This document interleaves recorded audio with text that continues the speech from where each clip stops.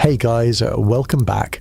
Tonight we're drifting into another corner of history that's equal parts fascinating and depressing. Perfect bedtime material.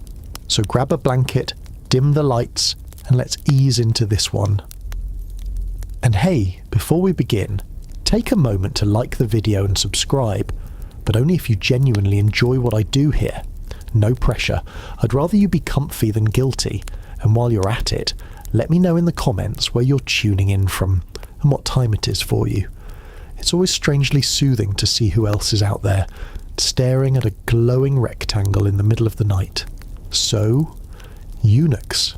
Yeah, I know, not exactly the coziest word, but stay with me. Because in the medieval world, eunuchs weren't just some strange footnote. They were everywhere, in palaces, in temples, in armies, in the bedrooms of kings and queens. Usually not by choice. They were gatekeepers, spies, advisors, singers, and sometimes terrifying power brokers who could topple dynasties.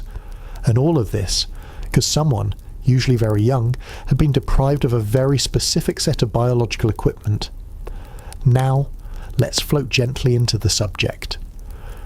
Picture the Byzantine Empire, Constantinople around the 9th or 10th century. The city smells like incense, fish, and the occasional sewer backup. The emperor is sitting in a palace so ornate that even today, archaeologists get annoyed at how much marble they wasted. And who's standing right next to him? Not a burly warrior, not a wise old senator, but usually a eunuch.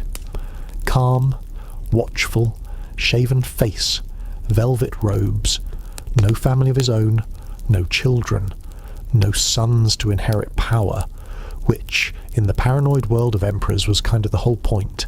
See, eunuchs were considered safe. Safe from the temptation to build dynasties. Safe from the distractions of lust. And supposedly safe from plotting for the throne. Because of course, the ancient and medieval logic went like this. If you don't have testicles, you don't have ambition. Which, I think we can all agree, is both medically questionable and historically disproven. Let's glide into some actual examples. One of the most famous eunuchs in history was a Byzantine fellow named Joseph Bringas. He was basically the right-hand man of Emperor Romanos II in the 10th century. Joseph wasn't just an assistant. He ran the empire when the emperor was busy drinking or dying, which, to be fair, Byzantine emperors were very good at. When Romanos croaked, Joseph tried to rule as regent, and for a while he did, which again proves the point. Taking away someone's anatomy didn't exactly take away their appetite for power, and it wasn't just Byzantium. If we float over to China for a bit, the Ming dynasty practically ran on eunuchs. Imagine the Forbidden City. Endless courtyards, red walls, roofs so golden they blinded visitors, and at the centre, the emperor, often a teenager with questionable life skills, surrounded by hundreds of eunuchs. These weren't just servants carrying tea. Some of them, like the famous Zheng He, commanded massive fleets that sailed all the way to Africa. Yes, a eunuch basically ran one of the largest naval expeditions in world history. Meanwhile, the normal generals were stuck at home being jealous. Now, why did the rulers trust eunuchs so much? Well, let's relax into the twisted logic. Number 1. Eunuchs couldn't produce heirs, so they were less likely to start a family coup. Number 2. They often came from poor or enslaved backgrounds, meaning they had no noble clan to pull strings behind the scenes. And number 3, because they were seen as different, they could be positioned as loyal to the throne above all else, kind of like having a dog that only barks at your enemies. Except this dog could also handle tax policy and run an empire. Of course, the reality was a little darker. Most eunuchs weren't volunteers. They were children, usually captured in wars, bought in markets, or, if you were really unlucky, handed over by your desperate parents, hoping you might at least get a cushy palace job instead of starving in the countryside. The procedure itself? I won't go into gory detail because this is supposed to be sleep-friendly. But let's just say, surgical tools in the Middle Ages weren't exactly ergonomic. The survival rate wasn't great, which makes it even stranger that entire empires relied on this system for centuries. But let's take a step back. Eunuchs weren't just palace furniture. They often shaped dynasties more than the royals themselves. In the Byzantine court, some emperors were basically puppets, while their eunuch chamberlains pulled the strings. And over in China, eunuchs became so powerful that entire eras of corruption are literally called the domination of the eunuchs, which is honestly a pretty brutal way to get remembered in a textbook. And then there's the personal side. Imagine being a eunuch in a medieval palace. You live in luxury compared to peasants outside, silks, food, maybe even your own servants. But you're also permanently outside of the normal social world. No wife, no kids, no family line. A life spent serving others, often in whispers, shadows, and secrecy. Which is probably why so many eunuchs developed reputations for scheming. When your whole identity is wrapped up in palace politics, what else do you do? Let's float over to the Ottoman Empire. Their palaces also ran on eunuchs, particularly the black eunuchs who guarded the harem. Now, Western travel writers used to obsess over this, imagining all sorts of exotic scenes. But the reality was less exciting, more depressing. The eunuchs were basically prison guards for women locked away from public life. And while they had immense power within those walls, outside they were still considered outsiders. Not quite men, not quite part of the society that needed them. But here's the irony. Many eunuchs ended up richer and more influential than the nobles who mocked them. They became tax officials, military commanders, religious advisors. Some even had palaces of their own. And while they couldn't pass it down to sons, they often left fortunes to nephews, siblings, or, more awkwardly, monasteries. Imagine being the church accountant when a eunuch drops a bag of gold in your lap and says, "I didn't need a wedding, so here you go." Now, I want you to notice something. Almost every empire that leaned heavily on eunuchs eventually collapsed under its own corruption. Byzantium weakened. The Ming dynasty fell apart. The Ottomans stagnated. Historians love to argue whether eunuchs caused it or just reflected deeper problems. Personally, I'd say blaming eunuchs is like blaming the thermometer for a fever. They were symptoms of a paranoid system, where rulers trusted people precisely because they had been mutilated, which is not exactly a sign of healthy government. But before you drift off, keep this in mind. In the medieval imagination, eunuchs were both trusted and feared, loved and hated, essential and mocked. And while their lives were shaped by tragedy at the start, many carved out roles that gave them more power than kings could dream of, which means if you ever find yourself in a medieval palace daydream, don't underestimate the quiet man in silk standing by the throne. He probably knows more than the emperor, and he's probably not going anywhere. So, we left off with eunuchs as the quiet men in silk standing by thrones holding empires together with nothing but loyalty, scheming and an unnerving amount of free time. Let's drift a little deeper into that picture, into the Byzantine Empire. Now, the Byzantines loved eunuchs almost as much as they loved elaborate titles, and if you've ever read Byzantine court manuals, you'll know the titles are exhausting. Protovestiarios, parakoimomenos, chartularios. It's like a bad Scrabble hand. But behind a lot of those unpronounceable words, you'll find eunuchs. Why? Because in Byzantine political logic, if you wanted someone to guard the emperor's bedroom, or manage the treasury, or basically be trusted with anything too sensitive, the best option was a eunuch. They couldn't start a family faction. They couldn't sneak off and marry into a rival clan. So emperors leaned on them the way modern people lean on Wi-Fi, nervously, constantly, and without really understanding how it worked. Take Basil Lekapenos. Great name. Sounds like a salad topping, but he was actually one of the most powerful eunuchs Byzantium ever produced. Basil was technically the illegitimate son of an emperor, but since he had been altered, he wasn't eligible to inherit the throne. That didn't stop him from running the empire like it was his personal business. He managed finances, he played politics like chess, and he stayed in power across multiple reigns. which is impressive when you remember how quickly Byzantine emperors tended to keel over. And Basil wasn't alone. There was Joseph Bringas, the one I mentioned earlier, who essentially acted as prime minister. And then there was Narses, a eunuch general from the 6th century. Yes, a eunuch general. He wasn't just a court whisperer in silk slippers. He led armies, won battles, and according to Procopius, was still terrifying enough to command respect. Imagine the combination. Battlefield strategist and palace schemer rolled into one. It makes you wonder if the whole eunuchs are safe idea was just one long medieval practical joke. The thing about Byzantium is that it turned eunuchs into a permanent political class. They weren't just servants. They were a whole category of government. When you opened the palace gates, you'd see gilded halls, golden mosaics, and lots of voices whispering in the shadows, most of them belonging to eunuchs.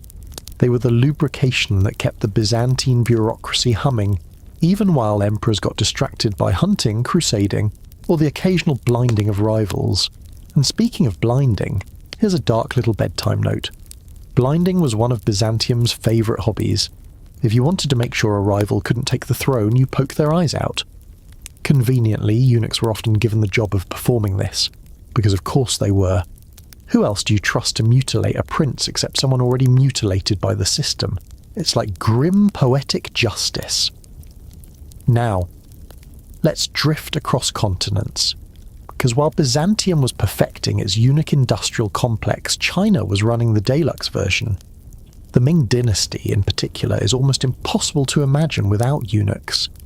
At its peak, there were tens of thousands of them working inside the Forbidden City. Think of that number. Not dozens, not hundreds, tens of thousands. Whole bureaucracies of eunuchs, all dressed in robes, filing papers, whispering instructions, and scurrying through the red corridors of Beijing. Why so many? Because the emperor had trust issues. And if Byzantine rulers were paranoid, Ming emperors were practically conspiracy theorists with palaces. They couldn't trust the nobility. Too ambitious. They couldn't trust the Confucian scholar officials. Too opinionated. But eunuchs? Eunuchs depended entirely on the throne. They had no children, no families, no dynasties to build, so emperors leaned on them as buffers against every other power group. And just like in Byzantium, it backfired. Eunuchs became too powerful. Some of them went from polishing palace floors to running entire ministries. A few, like Wang Zhen in the 15th century, basically steered the empire into disaster. He pushed for military campaigns that failed spectacularly. He got thousands killed, and yet he was untouchable, because the emperor trusted him more than his generals. But if you want the superstar example, we have to float toward Zheng He. He's a name you might remember from the high school textbooks, if you were awake that day. Zheng He was a eunuch who commanded massive treasure fleets in the early 1400s. We're talking ships the size of football fields, hundreds of sailors, voyages stretching from India to Africa. Imagine it. A eunuch admiral sailing into the Indian Ocean, dazzling local rulers with silk and porcelain, bringing back giraffes to the emperor's zoo. Yes, giraffes. Because apparently China needed those. And yet, even Zheng He's success became part of the eunuch problem. Scholar officials hated the idea of eunuchs wielding so much power. They complained endlessly that palace servants were running the empire, while real statesmen were sidelined. But emperors, as usual, didn't care. They wanted loyalty, not competence. Which is why you get this strange historical irony. Eunuchs, the most marginalised men in society, ended up shaping entire centuries of politics. Let's pause for a sleepy reflection. What's striking is how similar Byzantium and Ming China were on this point, despite being worlds apart.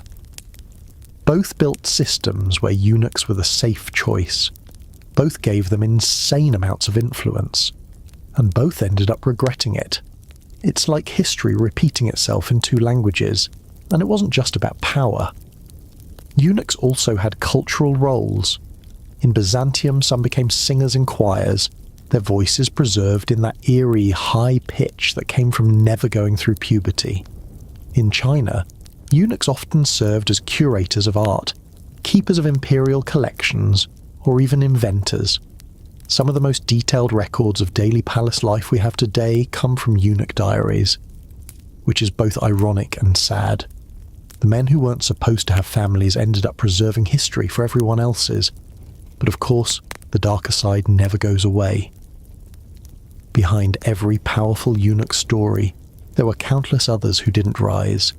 Children who didn't survive the operation, servants who lived their entire lives in silence, shadows, and obedience. The glittering stories of Basil Lekapenos or Zheng He only exist because thousands of nameless others went through the same process without ever making it out of the palace laundry room. So as we drift further, keep this dual image in mind. Eunuchs as both symbols of power and victims of a brutal system. Trusted advisors in silk robes, yes, but also children who never got a choice. History can be weird like that, full of contradictions, full of irony, and very good at making you feel sleepy if you stare at it too long. And now, let's slowly move toward part 3, where we'll explore the eunuchs of the Ottoman Empire, those shadowy guardians of the harem, and see how they carved out their own peculiar place in palace life. So far, we've wandered through Byzantium's marble corridors and Ming China's red-walled palaces. Let's glide westward now to Istanbul, formerly Constantinople, because empires like to recycle real estate. By the time the Ottomans settled in, they inherited some Byzantine traditions and, of course, added their own flair. And one of those traditions? Eunuchs. Lots of them. If Byzantium used eunuchs like Swiss Army knives, for everything from finance to battlefield command, the Ottomans streamlined their use. They had 2 main categories, white eunuchs and black eunuchs. And yes, the terms were about origin.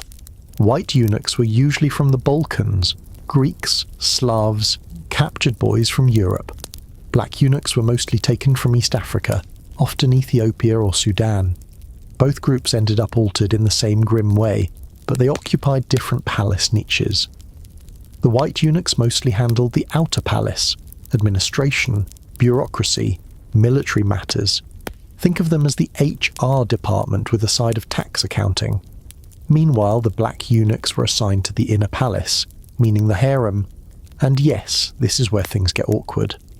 Because guarding the sultan's harem, the women of the imperial household, required absolute trust, and in the minds of Ottoman rulers, who better than someone permanently safe. So the black eunuchs became gatekeepers of the harem, controlling who entered, who left, and sometimes who whispered what. The chief black eunuch, called the Kizlar Aghas, was one of the most powerful figures in the Ottoman court. His job wasn't just making sure no uninvited visitors showed up at the harem doors, he also became the link between the sultan and his mother, the Valid Sultan, who usually ran the domestic side of palace life. And since Ottoman politics often revolved around which concubine or queen mother had the sultan's ear, that made the chief eunuch a kind of switchboard operator for imperial power. It's almost comical if you think about it. Imagine the empire stretching from Hungary to Arabia, and at the centre of it all, decisions are filtered through a man whose job description is basically harem gatekeeper. But that's the Ottoman system for you, built on invisible threads of influence, where the official title mattered less than the door you stood beside. And just like in Byzantium and China, eunuchs didn't just keep quiet, they schemed, they bribed, they grew rich. The Kizlar Aghas had access to everything: jewels, gifts, whispers from the harem, petitions from foreign ambassadors. If you wanted the sultan to hear something, you usually had to slip it through the eunuch first, which made him a toll booth for politics, and like any toll booth, it came with fees. Some eunuchs used their wealth to build mosques, schools, fountains, public works that still stand today in Istanbul and Cairo. Others funneled money into networks of allies, and a few inevitably fell victim to their own greed and were executed. Which, to be fair, is pretty much the arc of every Ottoman courtier, eunuch or not.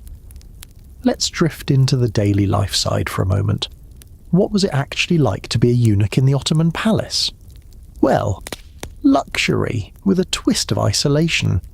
You lived in the palace, ate good food, wore fine robes, but socially, you existed in a strange in-between. You weren't fully part of the male elite. They mocked you, feared you, or saw you as useful tools. You weren't part of the family structures outside, and you certainly weren't part of the harem you guarded, so your whole world was the palace walls. It's both gilded and claustrophobic. Now, one might assume eunuchs were considered less masculine or powerless in this setup, but in fact people feared them. Chroniclers describe them as sharp, sometimes cruel, always calculating, which makes sense. When your whole survival depends on reading palace moods and protecting your niche, you get very good at strategy. It's like living in a never-ending chess match, except sometimes the pawns stab each other. And the irony, again, history loves irony, is that the eunuchs, who were supposed to be politically harmless, often had more influence than the Grand Viziers. The Kizlar Aghas could sway succession disputes, block unwanted marriages, and tip the scales of wars by controlling who got access to the Sultan. In some eras, the Sultanate of Women, when the mothers and wives of sultans held enormous sway, was effectively managed by eunuchs as middlemen. They were the wires connecting the empire's most delicate circuits. But behind the grandeur, we shouldn't forget the start of the story. These men didn't choose their path. Most were enslaved as boys, subjected to brutal surgery, and sold into palace service. Surviving that ordeal was a lottery. Rising to power afterward was another. For every grand Kizlar Aghas whose name appears in history, there were hundreds of eunuchs who lived and died anonymously, performing small tasks in the palace corridors, remembered by no one. So if you imagine the Topkapi Palace at night, candlelight flickering on tiled walls, sultans whispering in chambers, mothers plotting futures in the harem, viziers drafting decrees, in the shadows, always, were eunuchs, watching, listening, unlocking doors, shaping the empire without ever stepping onto a battlefield or sitting on a throne. And here's the recurring theme we've seen from Byzantium to Beijing to Istanbul. Eunuchs weren't really trusted because of loyalty. They were trusted because rulers thought mutilation made them safe. But the absence of family didn't erase ambition. If anything, it sharpened it. What else did they have? No children, no lineage, just the palace, which made their grip on power even tighter. And just like Byzantium and China, the Ottoman Empire eventually became weighed down by corruption, palace intrigue, and the suffocating presence of too many gatekeepers. Was it the eunuchs' fault? Not really. They were symptoms, not causes. But because they stood so close to the throne, they got blamed, as if the empire's decay was their doing, instead of the predictable result of too many sultans raised in golden cages. So there you have it, eunuchs of the Ottoman court, guardians of secrets, brokers of power, symbols of trust and fear. They lived lives at once privileged and tragic, respected and despised. And if you fell asleep somewhere in the middle of that, well, honestly, that's the best compliment I can get. But for those still awake, let's slowly drift into part 4, where we'll explore the cultural echoes of eunuchs in medieval society. Not just the politics, but how poets, priests, and common people saw them. Because sometimes the way a society jokes about you says more than the way it governs you. So far we've been following eunuchs through palaces, Byzantine mosaics, Ming red walls, Ottoman harems. But outside those walls, what did people actually think of them? How did poets, priests and peasants talk about these strange figures who were everywhere and yet somehow didn't quite fit in? Let's start with the obvious. In most medieval cultures, being a eunuch came with stigma. People loved to whisper about them. They were mocked, feared, or used as punchlines. And yet, they also carried an aura of mystery. Because for ordinary people, eunuchs weren't just servants. They were those rare figures who could walk directly into the emperor's bedroom or the sultan's harem. That made them at once laughable and terrifying. In Byzantium, church writers had a complicated relationship with eunuchs. On the one hand, Christianity had inherited some ambiguous ideas about castration. The Bible mentions eunuchs, sometimes neutrally, sometimes in strange metaphors. There's even that odd line in the Gospel of Matthew about those who have made themselves eunuchs for the kingdom of heaven's sake, which monks interpreted in very spiritual terms, but, let's be honest, left a lot of wiggle room. So, in Byzantine religious thought, eunuchs could be seen as almost angelic, figures who had renounced sex entirely. On the other hand, everyone also knew most eunuchs hadn't exactly renounced anything. It had been done to them, usually as kids in a very bloody way. So the halo effect only went so far. Ordinary Byzantines, meanwhile, loved to joke about them. Eunuchs appeared in satirical poems and plays as sly schemers, effeminate courtiers, or slightly ridiculous characters. Think of the way modern sitcoms flatten a character into one quirk. In Byzantine humour, the quirk was no beard, high voice, suspiciously good at gossip. And since humour often reveals anxieties, those jokes were basically saying, we don't trust these guys, but we can't stop staring at them. Over in China, the picture was a little different. Confucian ideals valued family and lineage above everything else. So a eunuch, by definition, was a man cut off from the sacred duty of producing sons. That made him suspicious, almost unfilial, which was about the worst label you could slap on someone in Confucian society. Scholar officials loved to rant about eunuchs as corrupt parasites. Whole memorials to the emperor read like frustrated Yelp reviews. The eunuchs are ruining everything again. Please do something. Sincerely, your overworked scholar.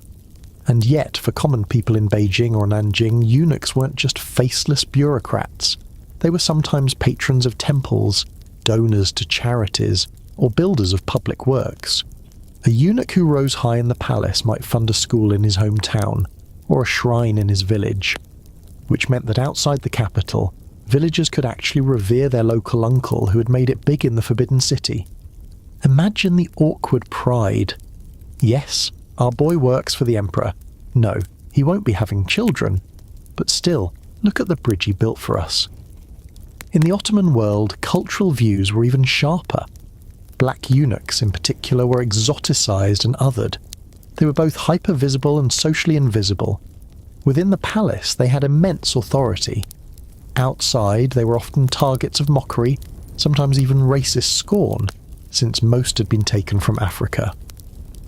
Ottoman poets occasionally referenced eunuchs in satirical verses, usually painting them as meddling go-betweens, neither fully man nor fully powerless. It was society's way of processing discomfort. Laugh at the figure you don't know how to categorize. But here's the irony again. For all the jokes, eunuchs were also deeply feared. Think about it. These were the people who saw everything. They guarded doors. They carried messages. They overheard secrets. And in societies where rumours could topple thrones, that made eunuchs dangerous. Chroniclers often accused them of whispering plots, or poisoning minds, whether or not they actually did. Basically, if something bad happened in the palace, blaming the eunuchs was the medieval equivalent of blaming the deep state. There was also the physical image. Eunuchs didn't look quite like other men, and that unsettled people. Without testosterone from puberty, many had smooth faces, high voices, and softer body shapes. Some grew tall and heavy with odd proportions. Others stayed boyish-looking well into old age. Imagine walking through a marketplace and spotting a palace eunuch, dressed richly but with an uncanny, ageless look. People stared, they whispered, they joked. But they also stepped aside because nobody wanted trouble with someone carrying the emperor's signet. Religion added another layer. In Byzantium, some monks and mystics actually admired eunuchs, seeing them as close to angels, beings outside of earthly desire. In China, Taoist and Buddhist ideas sometimes cast eunuchs as liminal figures, neither fully in the human cycle of family life, nor fully outside it. In Islam, eunuchs were sometimes allowed unique roles in holy places. For centuries, eunuchs were employed to guard Mecca and Medina. Imagine the paradox. men mutilated in a cruel system, standing as protectors of the holiest sites in Islam. History doesn't do neat categories. So what does society really think of eunuchs? Probably the same thing modern people think of celebrities or politicians: fascination mixed with disdain. They were figures of envy, ridicule, and suspicion all at once. They lived lives ordinary people could barely imagine, close to the most powerful rulers on earth, but at the cost of something most people took for granted: family, love, children, normalcy. And that tension between mockery and fear, privilege and tragedy, is what made eunuchs such enduring characters in medieval imagination. They weren't just background figures, they became symbols. Symbols of a system so paranoid it trusted only the mutilated. Symbols of ambition twisted by circumstance. And symbols, too, of survival, because many of them turned an unspeakable start into a life of influence. So next time you read a medieval chronicle and come across a eunuch, remember, the writer probably hated him, mocked him, or blamed him for everything. But the fact that his name survived at all means he mattered. He left fingerprints on history even if he left no descendants. And with that, let's drift into part 5, where we'll meet some of the most famous individual eunuchs, the ones whose biographies read like entire soap operas. From Byzantine generals to Chinese admirals to Ottoman kingmakers. We'll slow walk through their lives, one by one. So far we've looked at eunuchs in bulk, whole classes of courtiers, guards and bureaucrats. But sometimes history leaves us names. And behind those names are stories just as messy, dramatic and slightly absurd as any royal soap opera. Let's float through a few of them, slowly, one by one. Narses, the general who shouldn't have been. First up, Narses. Picture the 6th century Byzantine Empire under Emperor Justinian. The guy who built Hagia Sophia, rewrote Roman law, and bankrupted the empire in the process.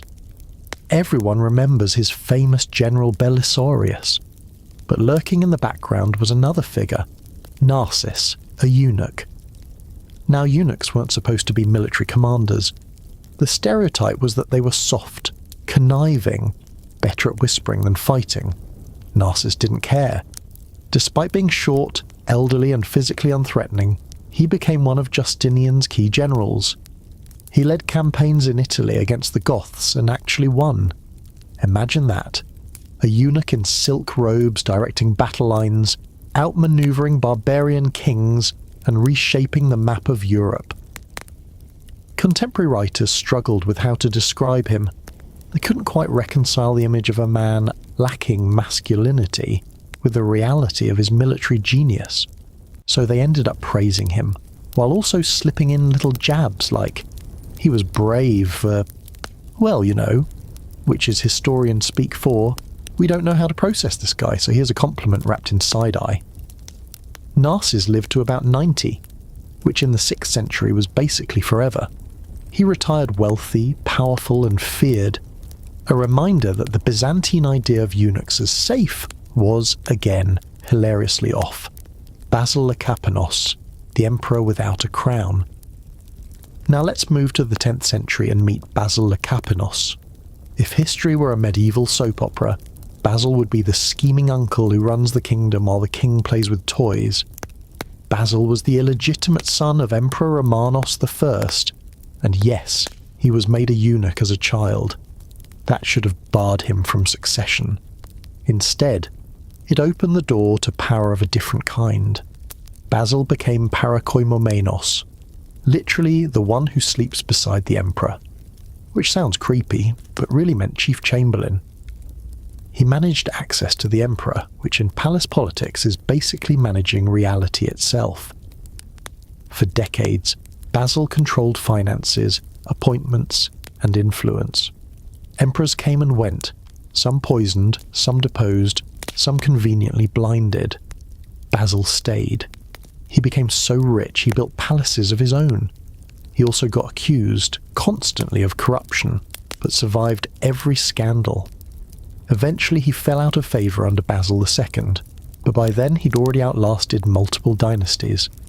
If you were a young courtier in Byzantium, Basil Lekapenos was the nightmare boss, untouchable, humorless, and always watching. Imagine working in HR forever with no chance of retirement, except your HR manager also owns the Emperor's diary. That was Basil, Zheng He, the admiral with giraffes. Let's float back east to early 15th century China and step aboard the treasure ships of Zheng He. He's maybe the most famous eunuch in world history. Born in Yunnan, captured as a boy, castrated and brought into palace service, he somehow climbed the ladder until he became close to the Yongle Emperor. Then came the voyages.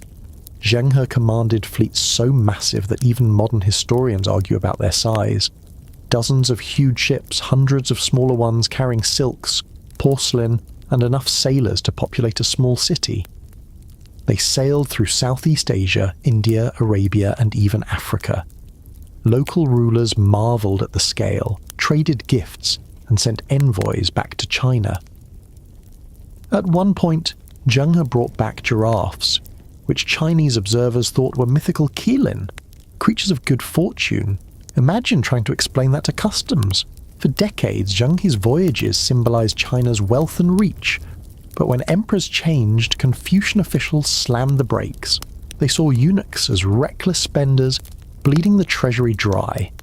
So the ships were docked, the voyages stopped, and Zheng He died quietly, far from the spotlight his fleets had once cast. But even now, in modern China, he's remembered as a symbol of maritime glory. Not bad for someone who started life as a war captive. Kizlar Aghas, the shadow in the harem. Finally, let's drift to the Ottoman court. Among the black eunuchs, one title rose above all: the Kizlar Aghas, chief eunuch of the harem. Individual names blur here. There were many over the centuries, but their power was legendary. Imagine being the literal gatekeeper between the Sultan and his most intimate world. His mother, his wives, his concubines, his children. If the harem was the private heart of the empire, the Kizlar Aghas held the keys.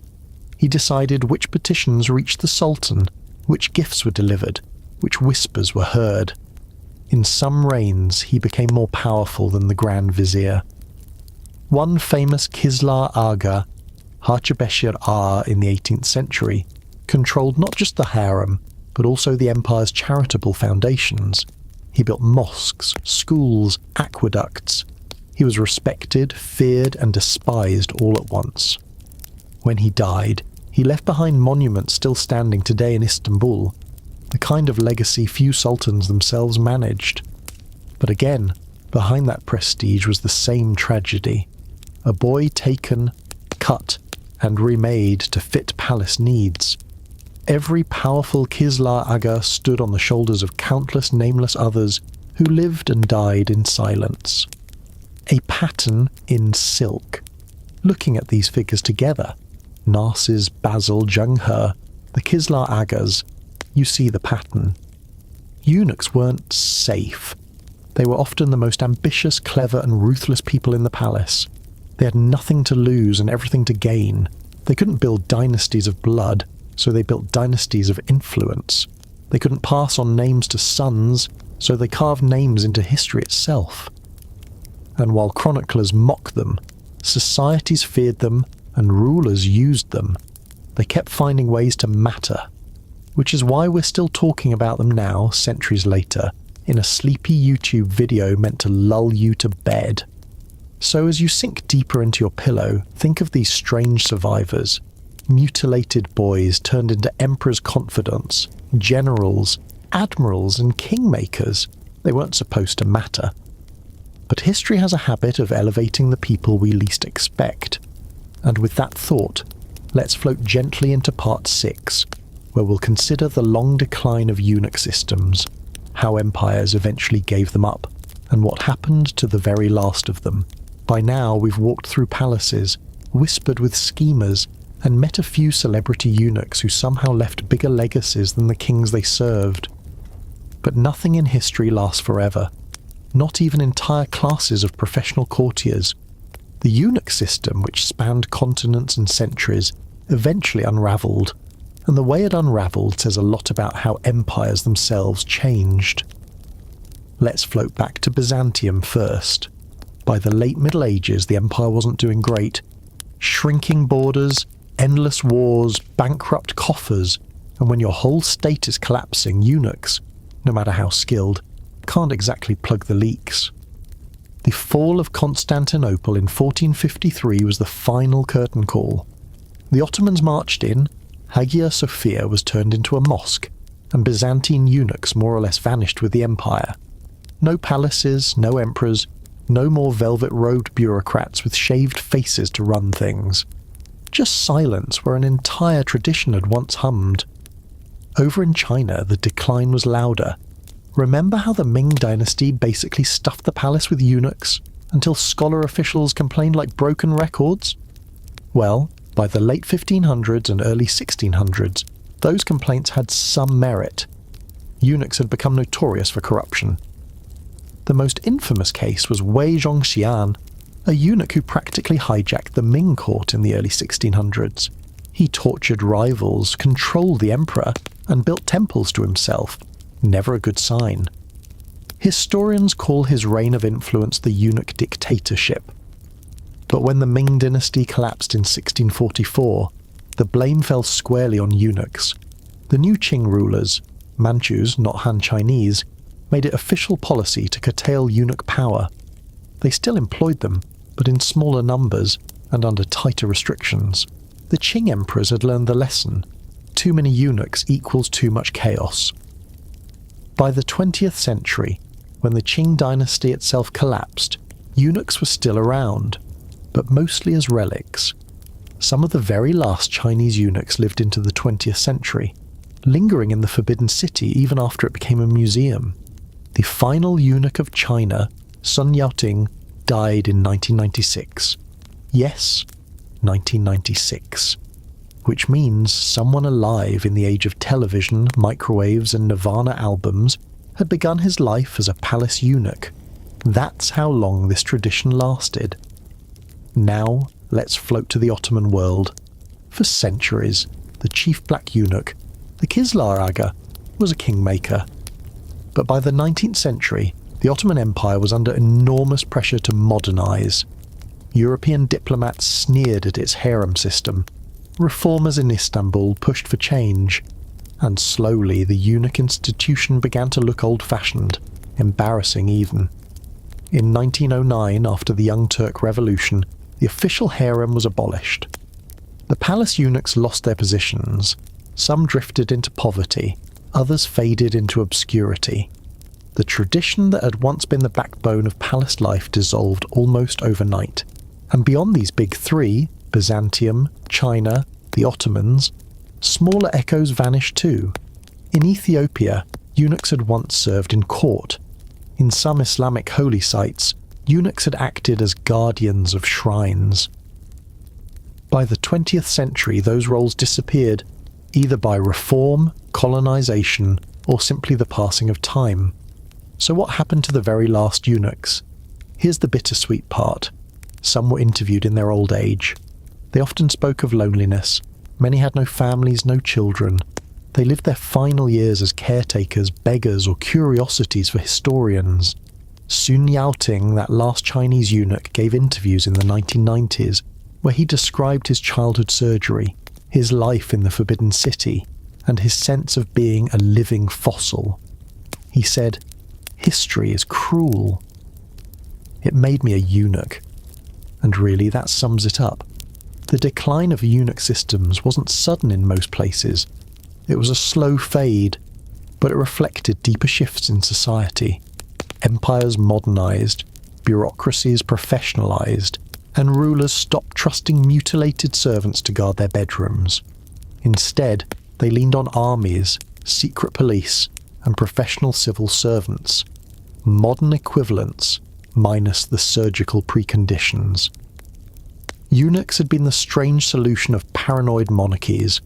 When monarchies themselves weakened, the solution went with them. Still, the echoes remain. In art, in literature, in stereotypes. Eunuchs are often portrayed as scheming courtiers, sly manipulators, exotic figures in velvet slippers. But behind that stereotype are real lives. Some powerful, most forgotten, all shaped by a system that turned human tragedy into political convenience. So, as the lights dim on their story, what can we say? Eunuchs were born out of cruelty, but they carved meaning from it. They were mutilated children who became guardians of emperors, whisperers of secrets, builders of monuments, and sometimes rulers in all but name. Their decline was inevitable, because no modern state could justify such a system, but their shadow lingers. Every time we talk about palace intrigue, whispered plots, or the power behind the throne, we're still, in a way, talking about them. And with that, we can drift toward part 7, our final chapter, where we'll gently wrap this up. Not with fireworks or scandal, but with reflection. What eunuchs teach us about power, survival, and the quiet ways history remembers those who weren't supposed to be remembered at all. So here we are, at the end of a long corridor filled with soft footsteps, hushed voices, and silk robes brushing against marble floors. We've wandered through Byzantine palaces, Chinese courtyards, Ottoman harems. We've met eunuchs who commanded fleets, led armies, built monuments, and whispered into emperors' ears. And we've seen how whole empires rose and fell with them standing quietly in the background. But what does it all add up to? On one level, it's a story about power. Eunuchs existed because rulers wanted safety. They wanted advisors who couldn't build dynasties, servants who couldn't pass down wealth, guardians who had no heirs. And yet, in every empire, those same eunuchs became powerful anyway, which tells you something eternal about politics. You can mutilate the body, but you can't amputate ambition. On another level, it's a story about survival. Most eunuchs didn't choose their fate. They were children taken in war or sold by desperate parents or handed over to slavers. Their lives began with cruelty, and yet some of them clawed their way to the centre of power, turning tragedy into influence. That's not something to romanticize, but it is something to acknowledge. Human beings, even in the worst circumstances, find ways to matter. And then there's the quiet irony.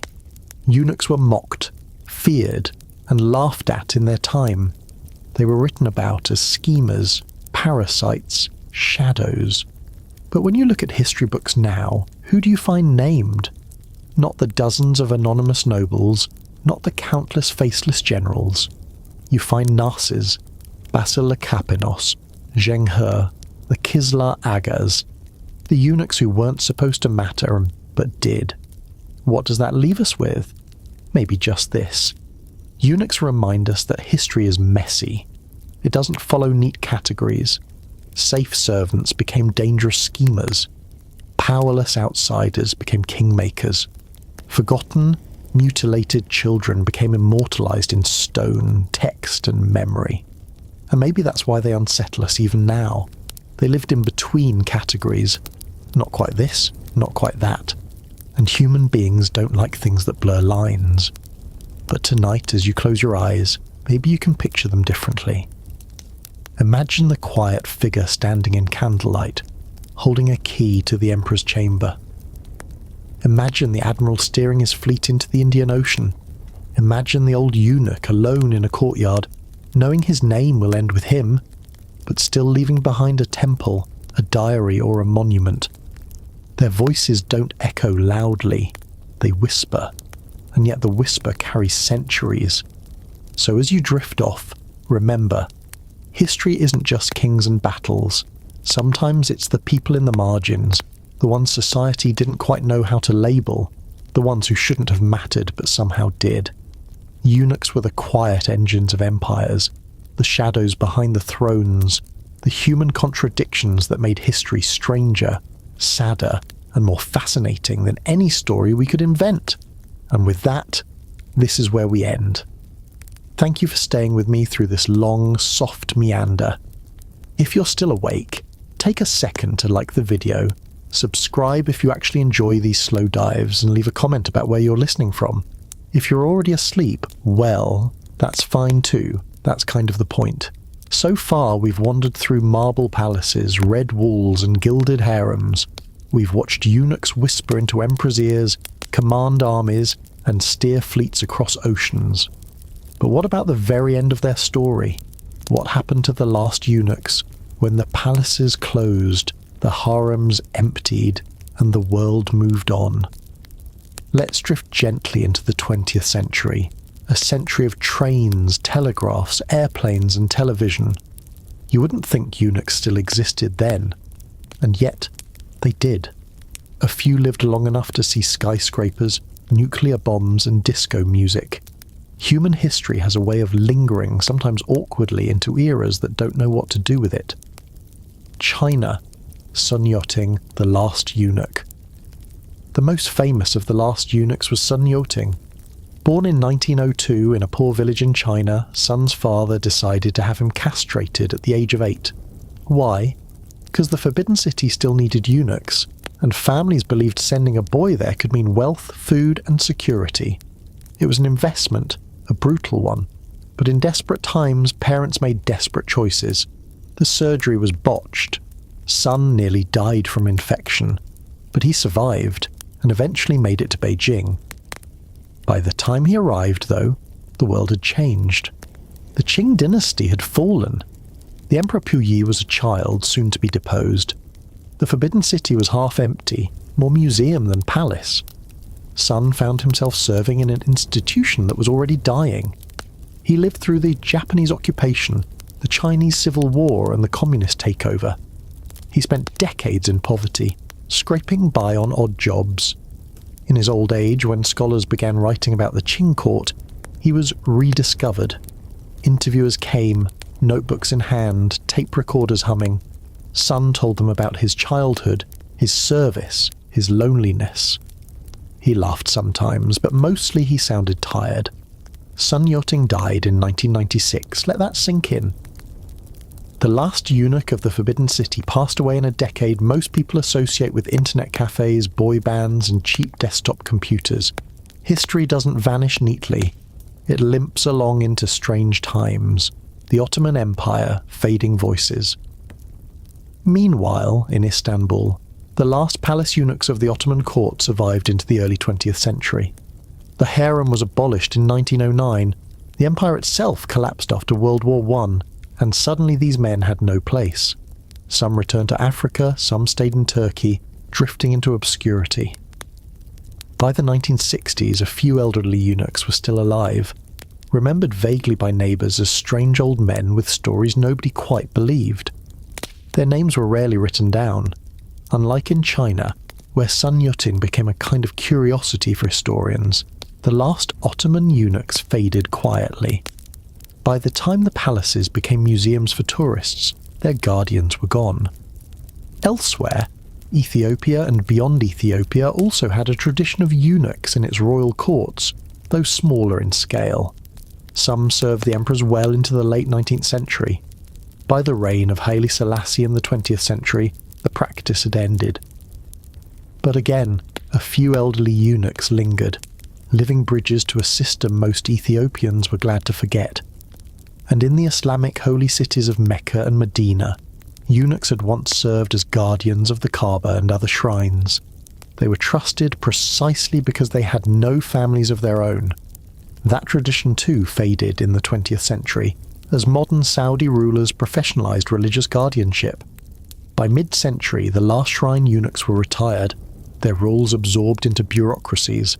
The lonely end.